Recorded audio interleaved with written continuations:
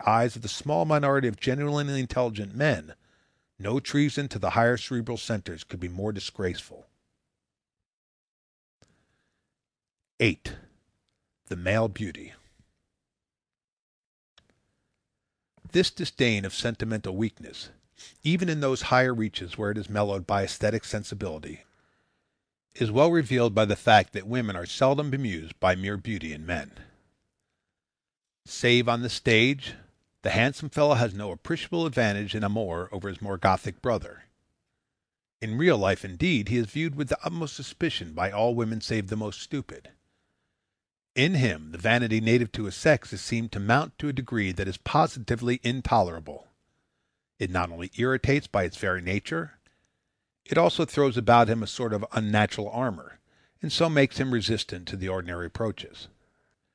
For this reason, the matrimonial enterprises of the more reflective and analytical sort of women are almost always directed to men whose lack of pulchritude makes them easier to bring down, and what is more important still, easier to hold down. The weight of opinion among women is decidedly against the woman who falls in love with an Apollo. She is regarded at best as a flighty creature, and at worst as one pushing bad taste to the verge of indecency. Such weaknesses are resigned to women approaching senility, and to the more ignoble variety of women laborers.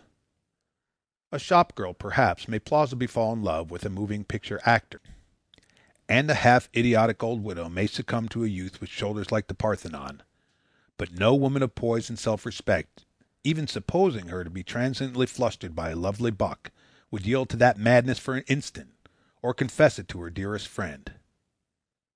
Women know how little such purely superficial values are worth. The voice of their order, the first taboo of their Freemasonry, is firmly against making a sentimental debauch of the serious business of marriage. This disdain of the pretty fellow is often accounted for by amateur psychologists on the ground that women are anesthetic to beauty, that they lack the quick and delicate responsiveness of man. Nothing could be more absurd.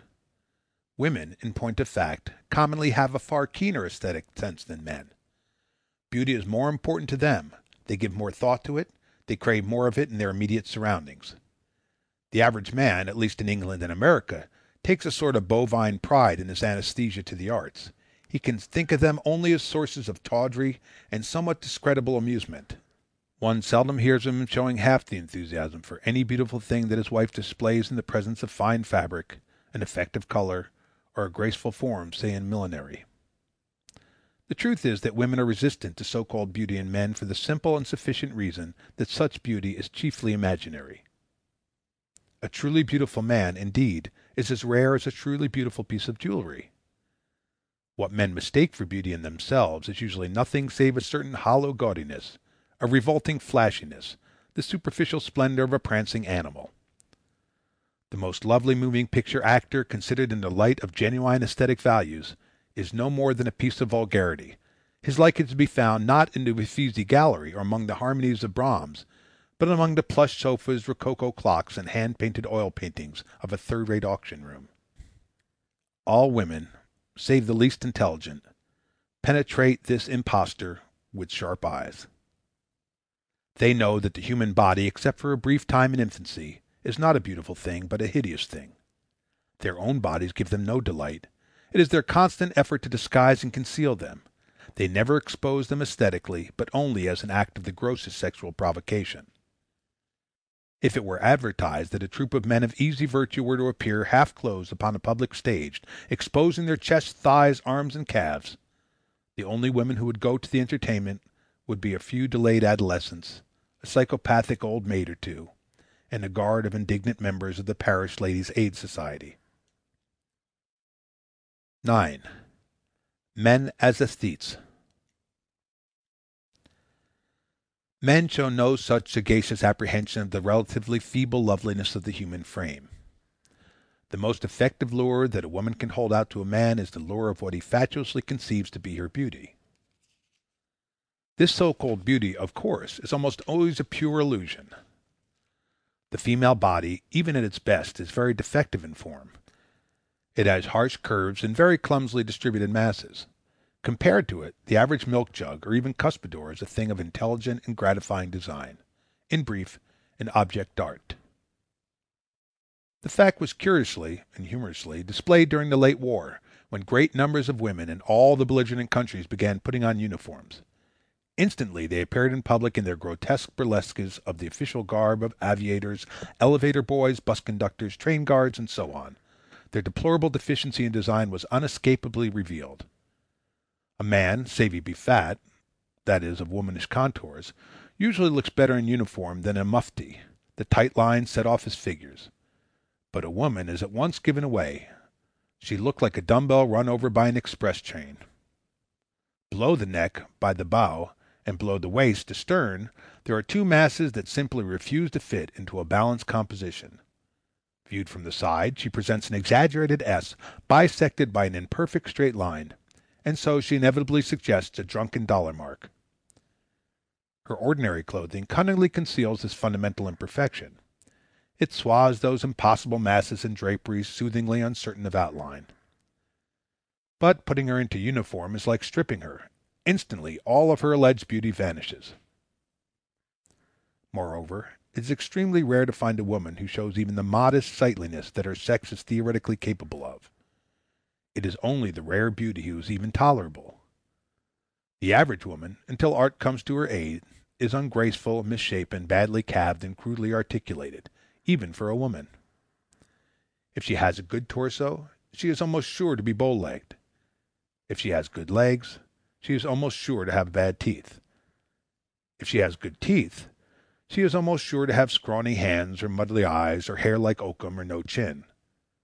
A woman who meets fair tests all round is so uncommon that she becomes a sort of marvel, and usually gains a livelihood by exhibiting herself as such, either on the stage, in the half-world, or as the private jewel of some wealthy connoisseur.